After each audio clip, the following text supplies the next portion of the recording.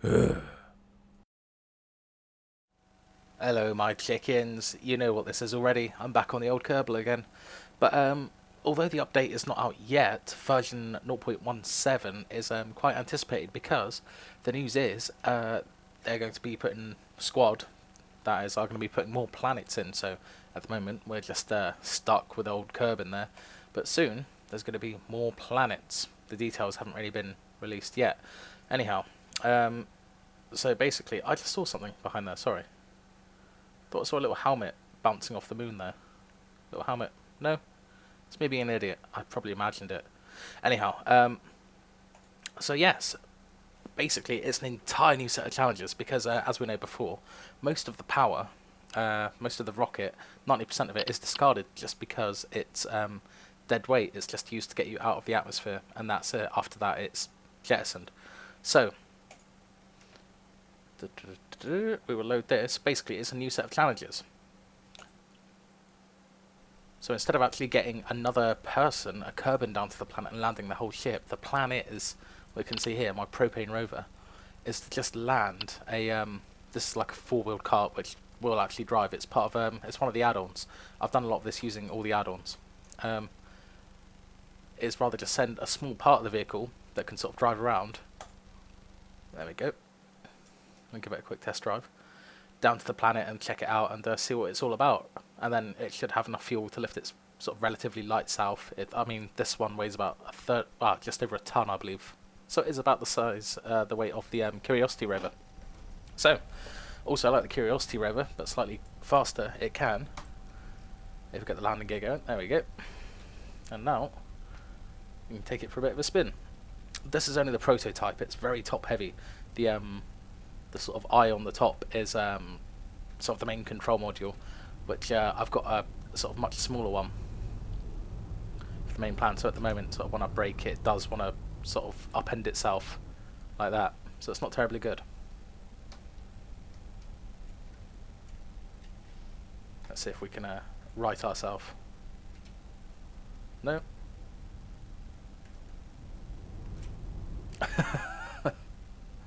God damn it, this is going wrong already. So, as I say, this is the prototype. It is extremely top heavy, and yeah, the full buggy is a lot better. So basically, anyhow, this is the proof of concept, so we won't get the wheels out this time.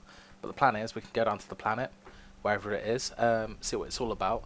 It also has its own thrusters, so it can land. So now if we fire up the main RCS thrusters, there we go. See, even on the harsh gravity of Earth, well, Kerbin, we can still achieve flight, and we can still get up a fair amount of speed. I mean, we're doing like 20 meters per second up. I've tested this on full test. It can get about 20,000 meters up, which is, yeah, no small feat. So yes, you can see how we could sort of bring ourselves to a steady land on the planet. This is the hard bit though, because I mean, flying this is more than tricky.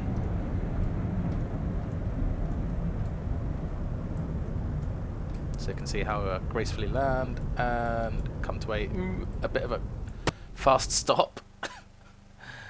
Anyhow, this is the prototype. I'm sure this won't happen for the full launch. So, anyhow, part 2 of the mission. Because we stand to sort of see huge amount. Go on, I want to go back to the. There we go. We're going to have huge amounts of forces required of the next rocket, because if I go to the Space Center here, so as we know, 90%, 95% of all of the sort of mass of the rocket is jettisoned after we get out the atmosphere, out of the gravity, the sort of really harsh gravity of Kerbin. And then once we get out here, we have the two moons, the Mun and Minmus. And then once we get out here again, you can see the amount of distance. Keep zooming out, zooming out, zooming out. There is the parent star of Kerbal. And if you imagine a planet, say if we equate Kerbin to Earth, if we sort of go the next one out to Mars, for example, out here, it's going to require sort of quite a large thrust to get out here, to sort of say get into the orbit. If you can imagine a sort of circular orbit outside of this, similar to Mars's, it would take quite a large feat to get out there. And then the biggest power requirements is slowing it back down again, because trying to get it to sort of gracefully enter the orbit of Mars, we'll call it for a second, and then sort of decelerate down to that speed is going to be, well, I don't know. There would be graceful ways to do it. Well, I don't know if I'll be able to do it, but so basically, we're going to need a lot more power, and it's going to involve launching a much larger rocket. So that has led me to develop deep space.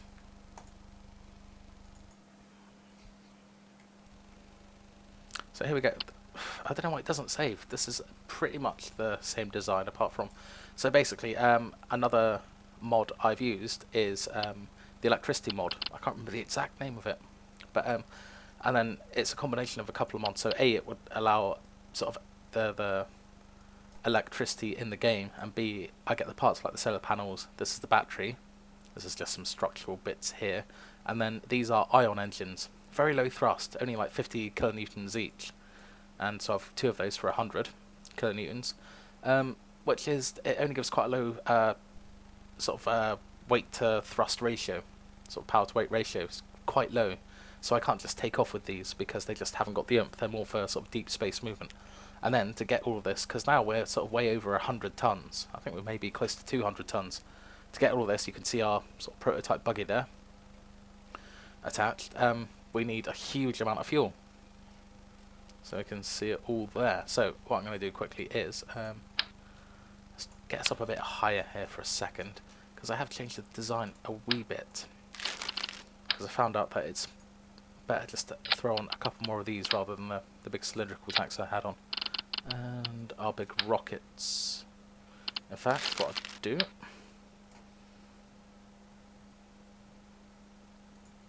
So I shouldn't be designing this. I had already designed this previously, but for some reason it didn't save my save file. A bit strange. Anyhow,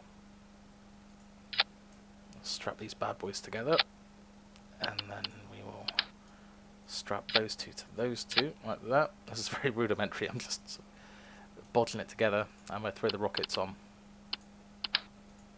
One, and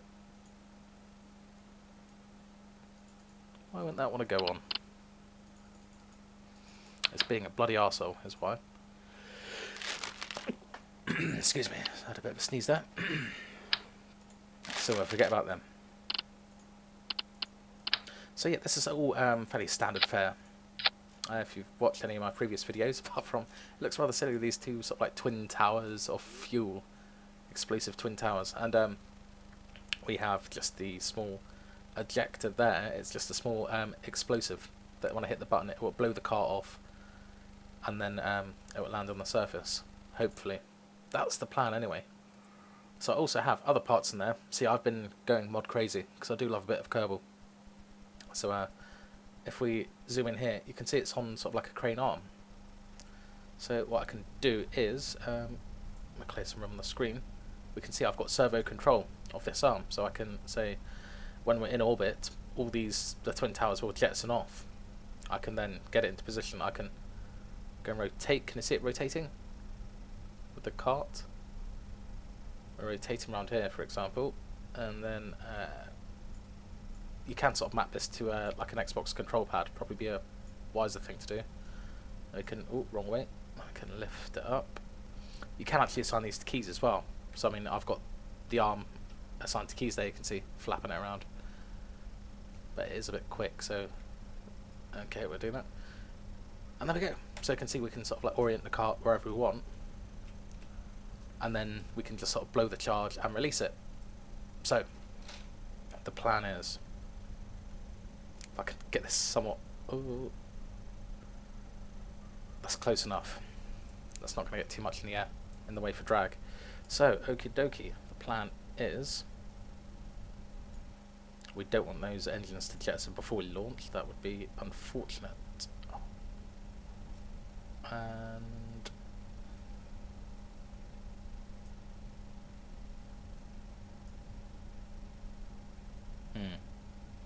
that means this is unfortunate. The launch order is pissed up. Anyhow, that's fine, don't worry. We'll be good. So, full power, and let's just go to the moon. So you can see our solar panels there are doing their business. I just have to try and keep this rocket steady on the way up. But we've seen this bit before. So we go up, we go up to a huge height, then we jettison those, then I've launched the rocket early, the buggy early, don't worry, but you can see how these work. And then the solar panels sort of produce energy, the engines burn it. I'm going to crash here. But at the moment, the 6 solar panels will pull in more power than the engines will burn when I'm in the sun. So it's quite good. So anyhow, I think what we will do is I will do all the boring bits in the background. I get all this bloody lot up to the Mun in orbit, and then we will go for our landing with the buggy to see if the concept works. So, see you in a bit. And you join us once again. Here we are, the entire plan put together. If all goes well, I would have warped forward to this point because it was a bit of a kerfuffle getting here. Basically, I cocked up trying to get in orbit of the moon, nearly ended up getting shot out of the solar system, but never mind, we are here now. So, there we are, the graceful moon below us, and we have, below our craft, the propane rover, I think we're calling it. And there you go, so solar panels are working. They're pulling in 3 energy per second, and each engine will burn 7 per second. So with the 6 panels bringing in 18, and with the 2 engines burning 14, we always have an energy surplus. So if we right click on the battery there, 800 power overall, the battery's full. And if we were to burn, it would sort of deplete slower than we'd be refilling it. So, the only drawback of this is, in our current orbit around the Mun, I tried to make it fairly north to south, just so it sort of stays in the sun as much as possible, but still, for about 3 or 4 hours of real time, we are sort of around the back of the moon, where we don't have a huge amount of power. But, anyhow, I think I've calculated we will have about 40 seconds of power, of engine power, before the battery is depleted. So that's not bad, really, considering we're sort of throwing off 100 kilonewtons. Anyway, that's not why we're here. We're here because of our buggy. So, the plan is, we're currently orbiting the Mun at 460 meters per second. If I ditch it about here, I sort of plan to sort of launch it onto the light side of the moon so we can see something. So I think what we'd do is, by the looks of it, if I drop... So yeah, we're going this way round and we're coming up to the dark side of the moon. We'll drop it, I'll advance until we get to about here, and then I'll drop it here, and then by the time it drops, we're going to land somewhere around that craft there. So I'll save it one more time. Because I've never done this before, believe it or not. Never actually dropped a craft and just sort of landed it using RCS, which is like the little propane tanks. Normally I've got chemical rockets of some variety. So yeah, it's going to be an interesting one. So to give us as much time as possible, if I slow back down there, I'll save it one more time. So now we're sort of guaranteed, well, hopefully we're going to land somewhere on the light side of the moon. So, the moment of truth. Let's click that, so we'll be facing perpendicular to the planet. Sorry, I've got all this extra information up here. This is part of the mech jeb. Well, it's just a little box that I've strapped on. This little doodad here, I've strapped onto the capsule. It gives me a few sort of basic autopilot capabilities, which make it a lot easier if you're sort of on, literally, if you're on autopilot, you can get around. Anyhow, let us decouple. There we go. So there goes the rover. Now we have to switch to it. I didn't use the fancy arm, did I? I'd have to show that next time. So there we are. There's the parent craft floating away. Hopefully that won't, sort of dropping this won't affect its orbit too much. But now we're slowly coming down to the surface. We can give it a helping hand if we fire the rockets and try and... Let's give us a little boost.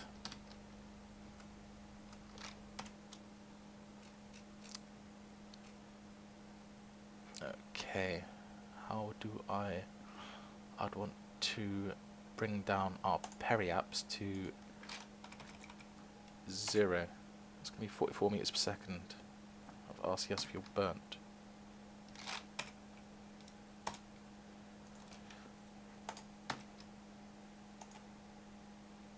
It's not responding to that because it seems the autopilot does not work with the RCS rocket, so I'm going to have to do this the old-fashioned way. So, if I say we want to go to the retrograde,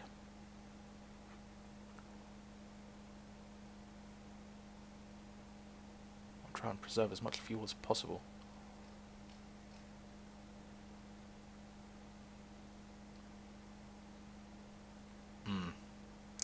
This isn't doing particularly well. Okay, so it's a bit weird because normally... Oh dear, I get myself in a right mess here. I think this mission is a foobar from the start. Let's try this again. Right, RCS systems on. You son of a bitch! Okay, take 2. So, I will get this thing on a damn planet. What's a better way of doing it? So, if I orient my craft...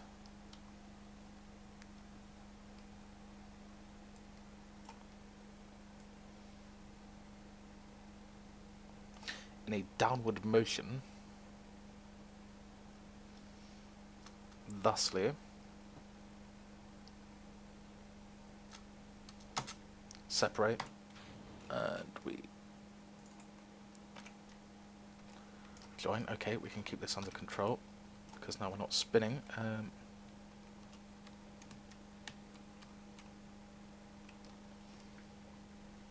Oh dear. That's not how I planned it. No, just stop spinning and stop going higher than the damn rocket that it's supposed to be dropping from. Okay.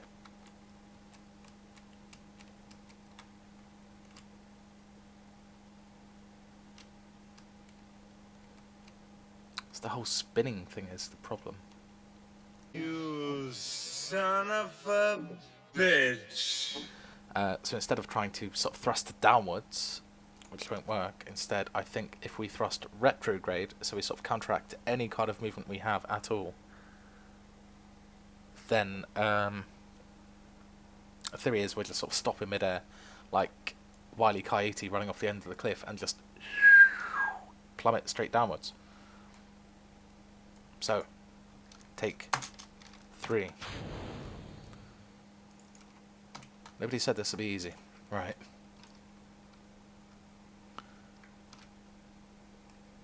So going retrograde, we want to sort of line up with that arrow there. Oh, the controls don't really work. There. Oh well. There goes the deep space.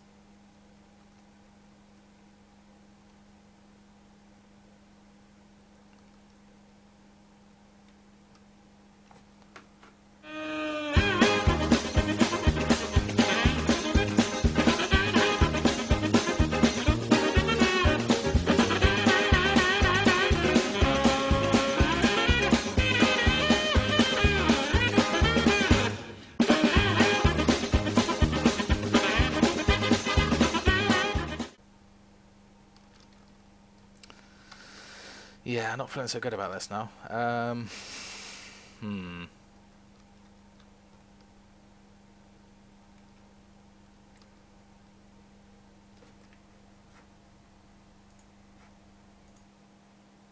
Nope. See, the RCS thrusters, the autopilot has no control over RCS. Let's go retrograde. No response. So, okay.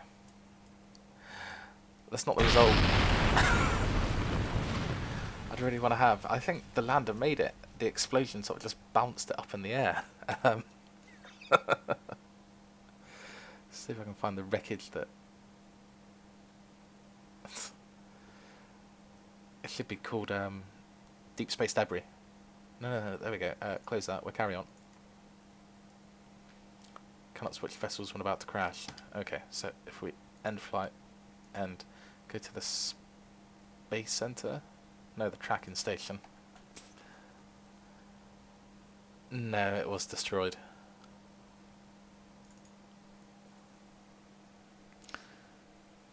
So okay, some teething problems it seems. with the propane rover Mark 1. Maybe it's still there, hang on. Deep Space Debris it should be called. There we go, well let me switch to it.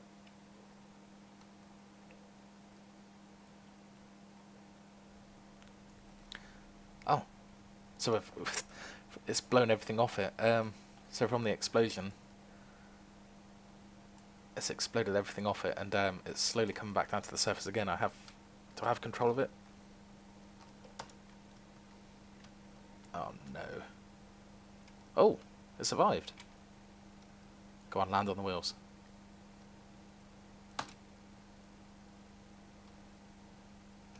Wow, look at that.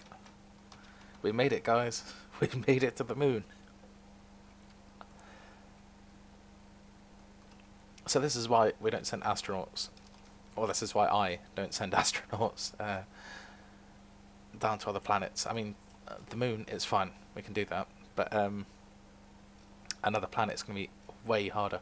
I think the answer is some tiny chemical rocket, something like that, or just something with a bit more oomph, or more stability control. Because the problem is, without a pod or anything like that, what you probably don't see every time is that we don't have any sort of inertia. Normally the craft has its own sort of amount of inertia that it can sort of pull the craft around left or right. That's why I can steer when there isn't any wings in the craft, just because the sort of command module itself has a little bit of oomph in it. It doesn't really make physical sense at all,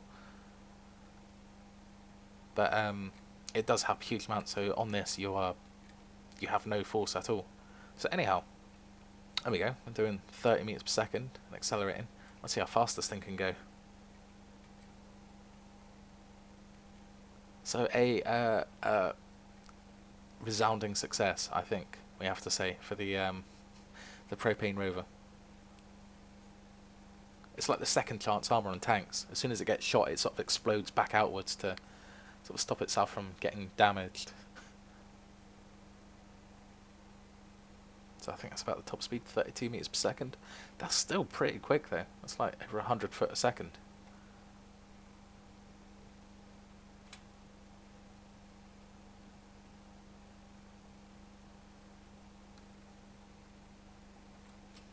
And whereabouts on the map are we?